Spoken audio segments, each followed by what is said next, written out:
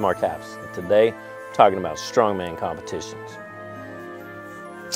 There's this group of people called the Israelites, and they had this one dude in their army. He was called He-Man. Some people called him Samson. And one day he was out walking along, and there was like 1,000 Philistines coming up at his face. And he was like, oh no, I'm not having this. And he looked over and he happened to see a donkey. And he grabbed its jawbone from it and he said, can I please borrow this? And I just envision him using that jawbone to take out the Philistines old school Batman style. Pow! Pa-pow! Crack! Bazinga! Oh, you want some? Skull crack. What is this? Oh, bring it. Don't. Whoosh! Squab. Oh, you again? Chest crack. Weak. Kazam! Snap. Crackle. And he did all that with that one jawbone. And don't worry, he gave it back to the donkey. He said, here you go, you can have this back. But needless to say, the Philistines, they didn't too much care for this guy much anymore. And so Samson, he fell in love like a lot of strong men do. And, he got a little weak in the knees for this chick named Delilah. I get so weak in the knees, I can hardly speak. I lose all confidence. And it just so happens that this Delilah chick happened to be a Philistine woman, and she was like devoted to the cause. She's like, I'm Philistine for life. True dat, she said. Pretty sure those were exact words. She let Samson fall in love with her, and she just played along, as women do, play with your heart. She played his heart like harp strings. But all the Philistine officials were like, hey, behind the scenes, like, hey, Delilah, do you think maybe you could go and see what makes Samson strong and stuff? Do you think you could do that for us? And she's like, sure. I got him wrapped around this little pinky right here. And so she hops on back, and she's like, hey, Samson, I love you and stuff, right? He's like, yeah, okay. She's like, why don't you hit me up with, what makes you strong and stuff? Samson's, he's kind of like a cool guy. He's like, he's like legit. He likes riddles and stuff. And so he likes playing around with people. So he loves her and all that, but he still is like, you know what? You gotta take a bunch of strings that go on bows, but they still gotta be wet, and you gotta wrap me up in them, and then all my strength's gone. And she's like, oh, okay. Don't worry, I won't let anybody know. Well, then all of a sudden that night, all these Philistines jump onto Samson and they start wrapping him up with all these strings. And it doesn't work. He's like, nah, bro, bam, I'm out. Jacks him up. And then she's all like, hey, you're a meaniehead. You didn't tell me the truth. I want the truth. And he's like, you can't handle the truth. And she's like, yeah, I can. And he's like, oh, okay. So he tells her 3 more things that take his strength away. And she does all of them. But none of them work. He busts out of all these traps. He's like, yeah, right. So Samson, being the genius that he was, he's just he's just straight up in love with this chick, even though she's obviously playing him. What a dude. And then finally she comes to him the 4th time and she's like, hey, no, for real. For real this time. What's your strength? Tell me, for real. And he actually tells her the truth. You cut my hair, I'm done. I'm gone. And she's like, okay, cool. Well, your secret's safe with me. Not. He falls asleep. She says, chip, chop, chip. Chip, chop, chippy, chop. And then his hair's gone. He wakes up, he's bald. He's looking good, though. But his strength's gone. Now he's a weakie. And he's like, hey there, Delilah. What's the rest of the song? And Delilah's like, haha, can't believe you fell for it. Gotcha.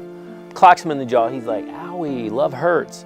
And then all the Philistines come in, they grab him. They say, haha, we got you now, broski. And then they chain him up. They beat him. They gouge out his eyes. He's like, no, I like those. And they chain him to these big columns in front of the Philistine city. because they want to make a mockery of him, as the Philistines do. And he prays to God, and he's like, God, man, I messed up. You know, you gave me this awesome gift. I let it roll. I let it slide because of this girl that you made. You know, just saying, and you know, maybe you could just give me one more hit of that strength. Just hit me one more time. Don't let me go out like this. Let me go out like a boss. And so God says, you know, all right, bam, you got it. He takes those columns and he pulls them down on top of himself and brings like half the city down, or at least this one big building. And all these Philistines were in it. So he takes himself out and all these Philistines. And so the moral of the story is women. Can't live with them, can't live without them.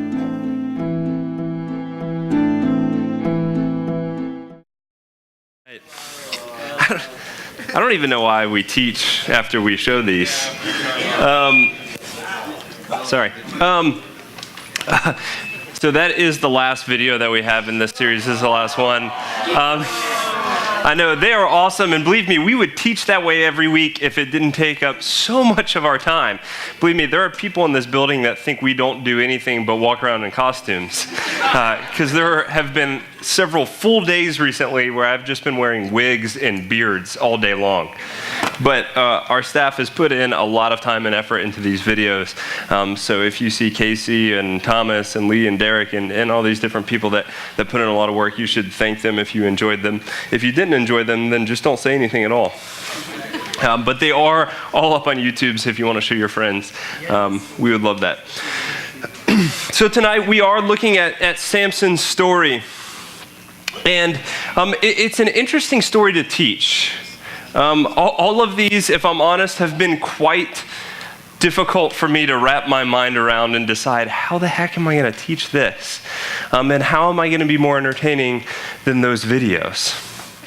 And the truth is, I'm not going to be more entertaining than that video by any means. But the cool thing about Samson's story is you kind of see two different Samsons. You see two different characters that played out in that story.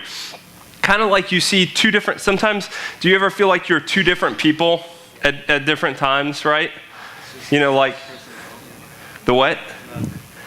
No.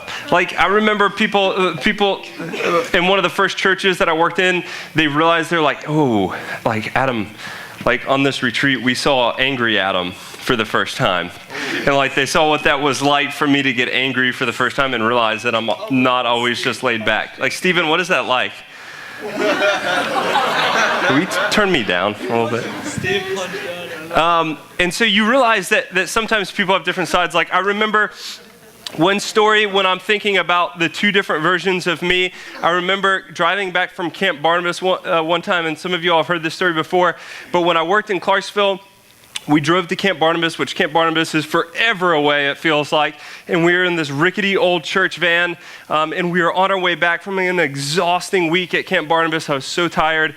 All of my students had fallen asleep, and I was watching on the GPS as like the time ticked down, like I was getting closer and closer, and I was making such awesome time, and I just looked at my phone and noticed that I didn't have cell phone service, and we were driving through the middle of nowhere in Missouri on a highway, and all of a sudden the accelerator just went out. And I was like, oh, maybe it's okay, and I like turned the engine off, and then like turned it back on, and we started back again. I was like, oh, it's okay. And then got to the top of this hill, and it just went out, and we just coasted to the bottom. And I sat there at the bottom of this hill. I was like, oh God, I have no cell phone service and this van is shot. And I did something which I was not supposed to do, and my other adult had gone ahead of me in another vehicle, so it was just me and like 15 teenagers. And they're all waking up and they're like, Adam, what's going on? What's that? And I'm like, it's gonna be fine, it's gonna be okay, nothing's wrong. And in my head, I'm like, we're dead for sure. There's no way we're making it out of this. No cell phone service. This looks like something out of The Walking Dead. Like any moment, we are going down in flames. We ended up, a nice lady that ran a hotel by hour let us in a room for a little while, and we hung out there while our van disappeared and I flagged down another church. Anyways, left the van completely. I'll let trustees deal with that later. So you see two different sides of people at times. Like me, in my head, I was like, there's no way we're going to make it out of this. I'm going to lose my job. And to the kids, I was like, it's fine. We're going to be great. We're going to be back on the road in an hour. No time at all. It'll be great. We'll have it fixed. You see these two different personalities that happen. And I think that's something that we see with Samson here in this story. Now, Samson's story is found in Judges, which Judges is after, so we have Moses who leads the Israelite people, right? And they trek through the desert for 40 years, right? Okay, and then he dies. They don't actually get into the promised land with Moses. And who takes over? Joshua, way to go, whoever that was. Joshua takes over, and Joshua leads them for a while, and then they go through this time when the Israelite people are led by judges. And judges were kind of like warrior leaders. And Samson is the last judge depicted in the Bible. The last leader that we see depicted on the judges thing. So right now it's gone Moses, Joshua, then like 11 other judges, and then Samson. And what's cool about that is Samson is this judge. Like I said, we see these kind of different depictions of him, but he was exactly like he was shown in the video. He was a strong, tough man that like beat up all of these Philistine people and could really take care of himself. He was a strong warrior guy, but he was only strong as long as he had his hair, right? And so he was very confident, very strong, took care of himself, didn't need anybody's help. Took on 1,000 Philistines on his own with a donkey's jawbone. We didn't make that up. That's really there in the Bible. Go read it. And so he's kind of got it all together. Except for finally, he kind of gets weak in the knees for this girl. Things go badly for him, and he loses all of his strength. And in one of the last scenes, you see Samson depicted as he's chained up, he's struggling, he's tried to do it all on his own this whole time, but he finally cries back out to God saying, God, like I'm at the edge of my rope now, like what can I do? So you see these two different personalities depicted, the I got it all taken care of, I can handle all of this on my own, and then the dear God, just give me a little bit of strength, I can't do this any longer, like God, I need you. So we see these two different depictions happen. And it so happens that also this is exactly the struggle that God was going through with the Israelite people. The Israelite people would be like, God, we got this taken care of. Don't worry about us. We're down here. We got this all under control. And then things would go south with them, and the Israelites would call back up to God and be, God, deliver us, help us. And so God would come back and deliver them. And so the end of Judges perfectly depicts exactly what God was going through with God's people, Israel. If I'm honest right now, I would say that I'm going through kind of like a weird, struggle is maybe too strong of a word, but like a weird patch in my faith.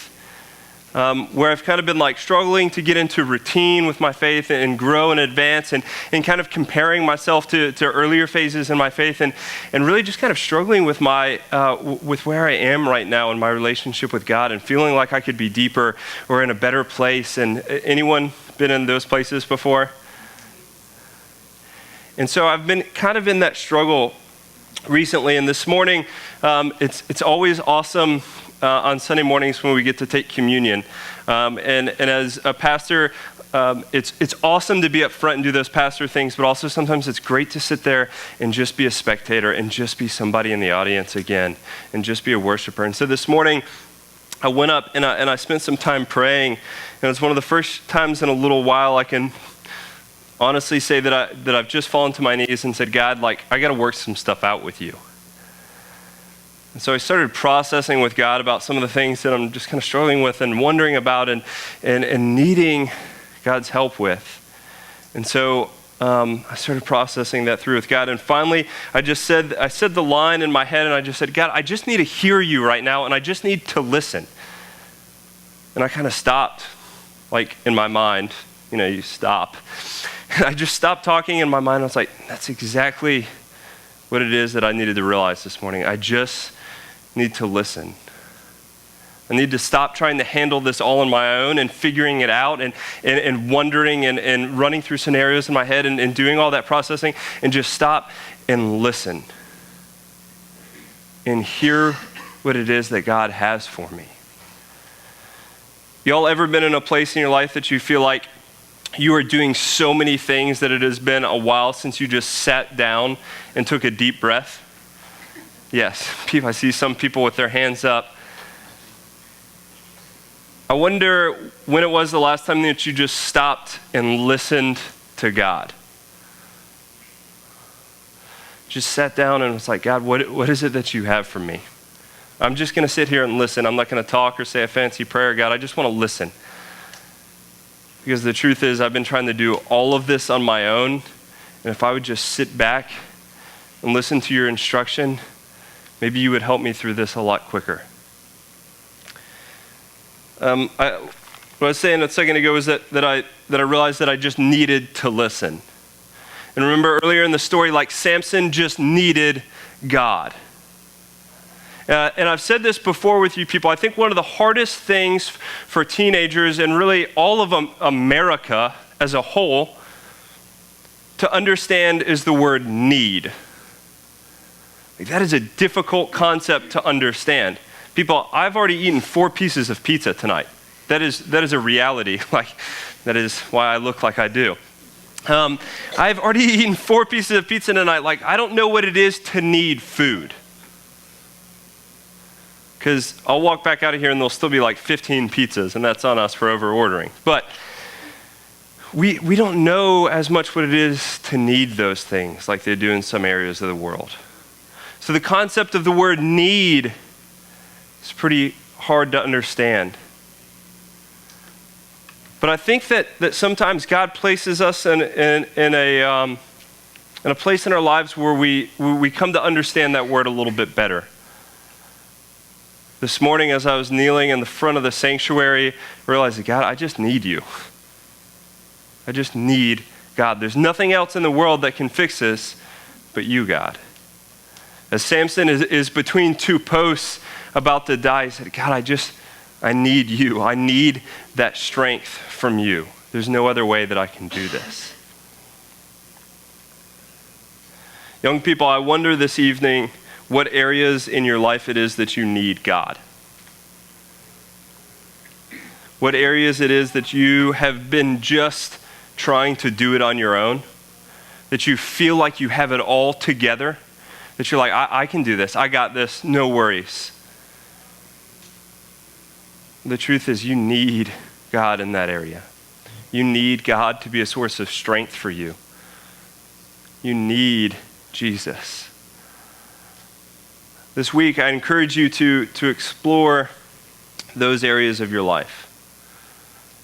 I encourage you to take time at some point this week. Come in here after school. Sneak up to the sanctuary. I promise no one will kick you out. If they do, we'll have a conversation about it. Go kneel in the front. Come in here. Kneel. Listen to God. Say, God, I need you. Where is it that I need you more in my life? Let's pray.